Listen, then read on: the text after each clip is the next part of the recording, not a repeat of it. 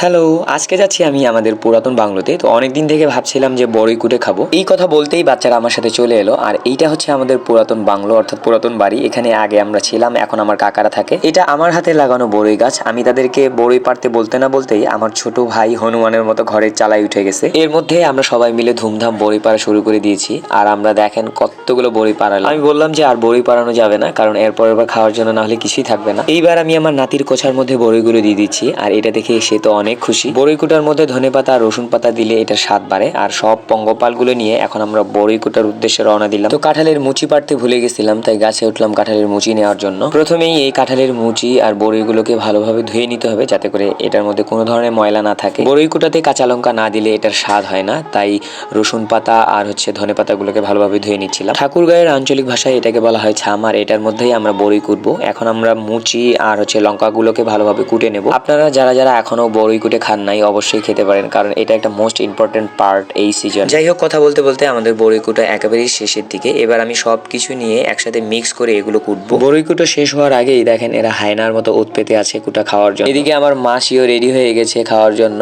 সবাই অনেকক্ষণ থেকে ধৈর্য ধরে আছে। আমিও আসলে লোভ সামলাতে পারছিলাম না, তাই সবার আগে আমি একটু টেস্ট করে ফেললাম। এদিকে আমার বন্ধুও হাজির হয়ে গেছে জাস্ট টাইমে। যাই হোক, আর বিলম্ব না করে এবার আমি বড়ই কুটা সবার মাঝে বন্টন করা শুরু করে দিলাম। কি আর বলবো, দেওয়ার সাথে সাথে সবাই আপন আপন খাওয়া শুরু করে দিয়েছে। আর আমি দেখেন এই শেষে এইটুকু পেয়েছি। অনেক মজা করেই আমরা বড়ই কুটা খাচ্ছিলাম। এখন সবার রিভিউ নেওয়া হচ্ছে যে এটা কেমন স্বাদ হয়েছে। সবাই বলছে সেই স্বাদ। আর আমাদেরকে খেতে দেখে কার কার জিভে জল এসছে অবশ্যই জানাতে ভুলবেন না। বড়ই কুটার এতই স্বাদ যে ছামের মধ্যে যা লেগে আছে তা চেটে পুটে খাচ্ছিলাম। আজকে পর্যন্ত সবাই ভালো থাকুন, সুস্থ থাকুন, টাটা।